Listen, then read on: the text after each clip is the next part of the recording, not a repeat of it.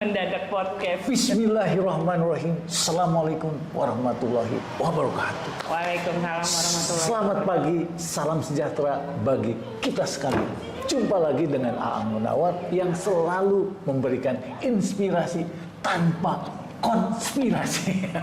Nah, hari ini biiznillah di tempatnya Kakak Puding ini ketemu orang Indonesia yang sekarang bermukim di Korea. Iya betul. Mbak siapa namanya? Namaku Yani Pak.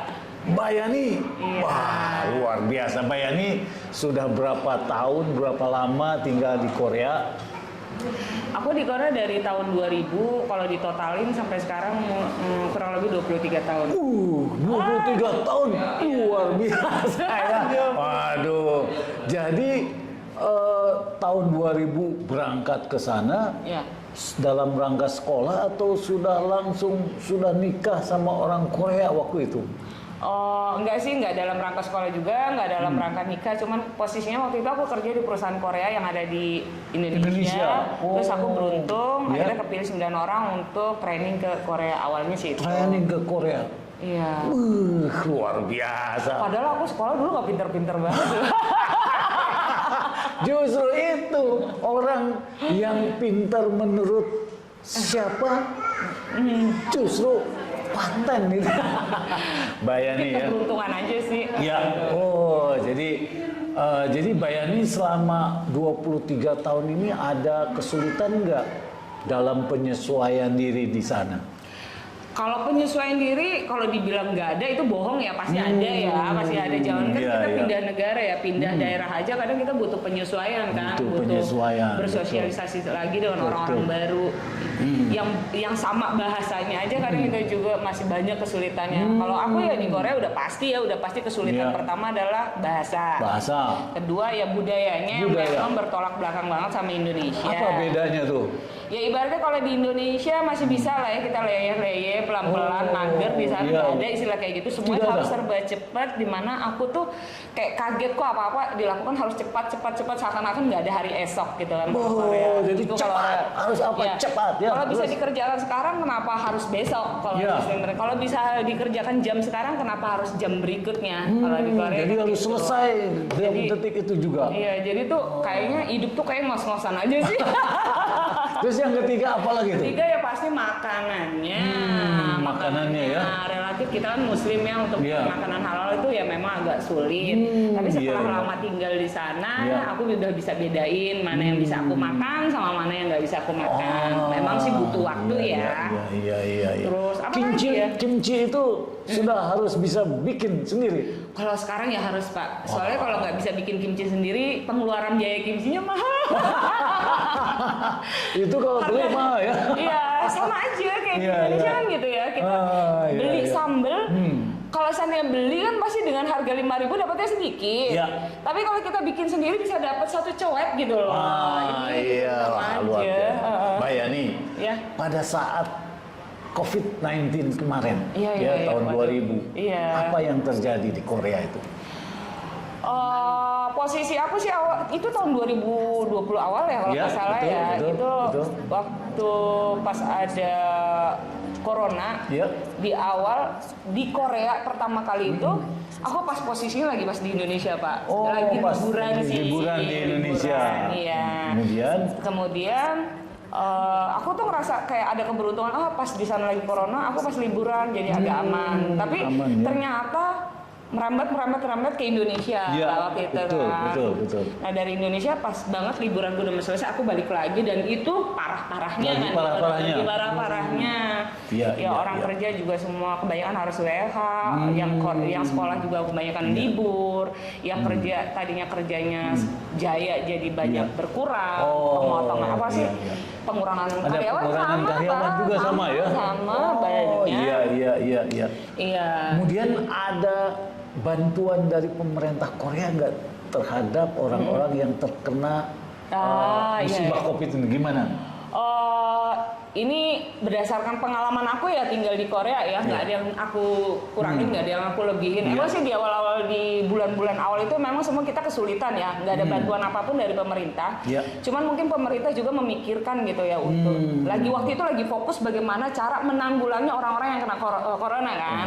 Nah setelah tahu bagaimana cara menanggulangi orang-orang yang terkena corona, akhirnya mungkin pemerintah tuh memikirkan bagaimana caranya untuk menghadapi corona ini yang dipastikan bakal panjang. Intinya dari penghasilan banyak yang berkurang. Intinya ini perekonomian agak guncang dong. Guncang pasti. Alhamdulillah waktu itu pemerintah memberikan bantuan berupa, kalau bukan berupa barang ya Pak, bukan berupa makanan, tapi berupa uang, tapi nggak cash. Tapi tidak cash. Tidak cash, lebih ke masuknya ke kartu kredit kita atau bentuk voucher. Jadi kartu kredit kita itu kayaknya udah disetting di mana jatah, misalnya aku dapatnya satu per kepala kalau nggak salah waktu itu ya. Pas aku dapat itu per kepala 300.000 won, itu kan kurang lebih 4 jutaan ya, sekitar 4 juta. Nah, kalau aku 4 kepala jadi 4 juta kali 4 lah ya gitu. Oh, jadi bukan dihitung dari kepala keluarganya ya? Enggak, per kepalanya. Per kepala? Iya. 4 juta per kepala, kali 3 per bulan? Kali 4, enggak per bulan ya, dia dikasih jangka waktu nih, sampai tanggal ini kamu udah harus ngabisin gitu loh. Waktu itu dikasih jangka waktu berapa lama? Aku lupa ya Pak, mungkin sekitar 3 bulan apa 3-4 bulanan itu sudah harus harus selesai. Harus dipakai. Jadi kalau nggak dipakai, diambil lagi mungkin ya? Oh, pasti dipakai Pak. Pasti dipakai. Nah, tapi uniknya itu dipakainya hanya bisa untuk apa saja tuh? Jadi itu ada ketentuan tersendiri bahwa kalau bukan buat sih ya, siapapun mereka yang mendapatkan tunjangan dari pemerintah untuk membantu dalam rangka penanganan COVID untuk masalah perekonomian, itu uangnya itu hanya bisa dipakai di tempat-tempat tertentu. Tempat-tempat tertentu dalam kata arti adalah kebanyakan itu adalah kayak apa sih, warung-warung UMKM atau usaha-usaha UMKM gitu. Iya. Jadi kalau seandainya di dalam kartu itu misalnya kita bandel nih, kita nggak bisa bandel ya. Tapi kalau misalnya mau coba-coba, itu pasti misalnya ini kita bawa nih kartu kita mau belanjanya ke department store atau ke supermarket besar yang franchise itu nggak akan berfungsi Pak. Mau digesek berapapun nggak akan berfungsi. Ini artinya teknologinya di sana sudah canggih ya. Sudah canggih. Jadi pemerintah sudah bisa membatasi bahwa ini hanya untuk diuangkan atau dibelanjakan di UMKM. Iya, pokoknya fungsinya itu sesuai dengan sasaran sih. Jadi dan itu pun nggak bisa, misalnya aku tinggal di kota Paju ini ya, taruhlah aku tinggal di Bekasi. Jadi kartu itu hanya bisa dipakai di lokasi di mana tempat aku tinggal. Jadi nggak bisa lagi ke Seoul atau ke Busan ya? Karena apa? Karena untuk orang-orang di daerah lainnya pun sama. Misalnya dia tinggal di Jakarta, ya hanya orang-orang Jakarta, UMKM ke Jakarta yang bisa memanfaatkan itu.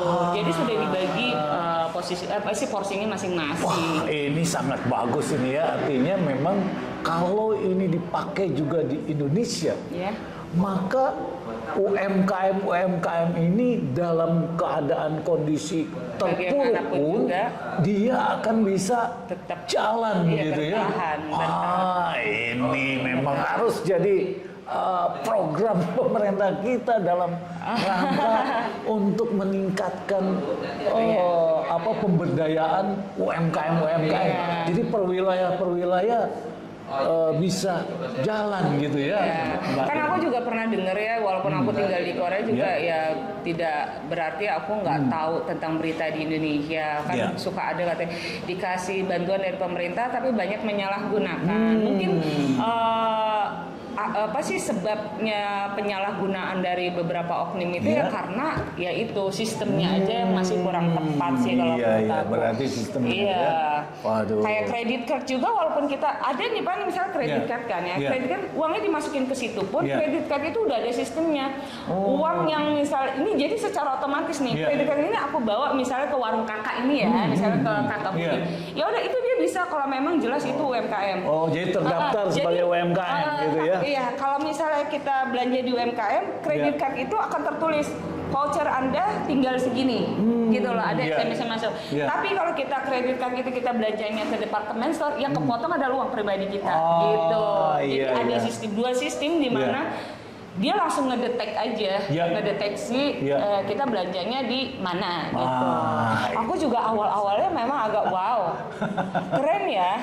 Saya tinggal di Korea aja, kadang setiap hari tuh kalau ngeliat sistem-sistem yang menurut aku tuh baru itu kayak kok bisa ya mereka memikirkan itu sampai tidak ada penyalahgunaan. Tidak ada penyalahgunaan ya, 1 sen pun. Ya, kalaupun seandainya mau misalnya kita mau pakai untuk orang lain itu bisa ya, kartu kita serahkan ke dia. Misalnya saya mau saya tidak memerlukan ini, tidak ada batasan hanya orang yang tidak mampu aja yang mendapatkan. Enggak, karena di Korea itu semua adil bayar pajak. Jadi mau dia kaya, mau dia miskin, dia tetap dapat jatahnya bantuan. Iya, tetap dapat. Kalau misalnya yang kaya merasa itu tidak perlu pun, dia terima, ya kartunya dia kasih aja ke orang yang gitu. Ada yang seperti itu? Kemungkinan ada, cuman ya kita nggak tahu siapa. Iya. Gitu. Wah, ini pembelajaran yang sangat bagus sekali ini ya dari Korea ini dalam rangka tetap membangun, memberdayakan UMKM. Karena memang di Indonesia juga yang memberikan kontribusi terhadap pertumbuhan Indonesia 62%-nya itu adalah dari UMKM. Nah, saya mohon Mbak Yani apa namanya kepada pemirsa saudara-saudara sekalian untuk guidance supaya nanti kalau ada yang mau sekolah di Korea atau mau bekerja di Korea atau mau ada mukim di Korea bagaimana supaya aman misalnya. Kalau untuk supaya aman, aku bisa bisa meyakinkan teman-teman bahwa Korea itu termasuk negara yang aman nomor 3 di dunia karena minim kejahatan. Tapi bukan berarti tidak ada kejahatannya. Ada, hanya saja itu kita setiap harinya nggak akan mendengar ada berita kejahatan. Tandanya itu kan minim banget ya Pak ya. Kalaupun ada pun bakal heboh se-Korea, saking jarangnya. Tapi kalau seandainya untuk hidup kita, apa sih yang perlu dipersiapkan? Ya pertama pasti yang jelas tujuan kita apa. Kalau seandainya tujuannya untuk sekolah, ya pasti yang dipersiapkan adalah keperluan-keperluan untuk sekolah. Ya kan, entah dokumennya, entah keuangannya udah pasti ya. Selain misalnya beasiswa pun pasti ada keuangan pribadi yang memang harus kita siapkan. Untuk pekerja pun sama aja. Yang mau kerja ke Korea pun pakailah jalur yang aman dan resmi dari pemerintah. Jangan pakai jalur-jalur yang menjanjikan padahal itu ilegal. Itu banyak banget. Dan untuk buat yang mau nikah sama cowok Korea pun, silahkan. Tapi carilah laki-laki Korea yang maksudnya secara natural ketemu langsung, bukan dari Facebook, pokoknya intinya dari media sosial. Walaupun yang dari aplikasi atau media sosial itu ada juga orang yang baik, tapi nggak ada salahnya untuk tetap berhati-hati. Karena yang ketemu langsung pacaran 5 tahun aja kadang nggak menjamin kan. Yang ketemu 10 tahun juga nggak menjamin, apalagi yang ketemunya lewat sosmed. Tapi saya kembalikan ke hak masing-masing. Terus yang utama adalah mau sekolah, mau kerja, mau nikah adalah mental. Persiapkan mental kalian bahwa kalau kita sudah pindah ke negara orang itu atau cuman sekedar sekolah atau kerja, itu kan minimal tuh 4 tahun, 5 tahun itu kita harus stay kan di sana. Ya kita dibutuhin mental di mana semuanya itu harus serba mandiri. Semuanya harus serba cepat. Ya, mandiri. Ditambah lagi tipikal negara Korea yang rata-rata warganya adalah dia nggak suka yang namanya mager, iya kan? Kalau ada kerjaan dia jarang nyuruh. Kalau bisa kamu yang harus tahu loh, ini mana yang harus aku kerjakan, mana yang menjadi tugas kita. Karena di sana persaingan, ya di Indonesia juga persaingan ketat ya. Di Korea lebih ketat. Karena apa? Kita bersaingnya bukan sama orang kita sendiri, kita bersaingnya sama orang lokalnya gitu loh. Iya kan? Iya, betul. Aduh, Mbak Yani juga punya channel. Coba channelnya sebutkan, Mbak Yani. Buat teman-teman yang pengen tahu kehidupan aku aslinya di Korea itu seperti apa, kerjaan aku seperti apa, keluarga aku seperti apa, kalian bisa subscribe saja YouTube channel aku, namanya Yani Kim. Itu spellingnya, spellingnya YANNIE KIM.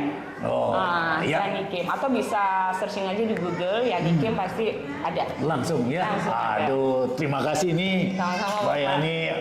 Saya sangat terinspirasi ya untuk dalam rangka bagaimana UMKM ini bisa diberdayakan masa-masa di COVID misalnya ya. Sehingga dana yang diberikan oleh pemerintah kepada rakyat itu memang akan berputar Sesuai sasaran. Nah, sehingga pertumbuhan ekonomi lebih cepat pulihnya. Betul, betul. Demikian yang bisa saya sampaikan. Terima kasih. Assalamualaikum warahmatullahi wabarakatuh. Waalaikumsalam.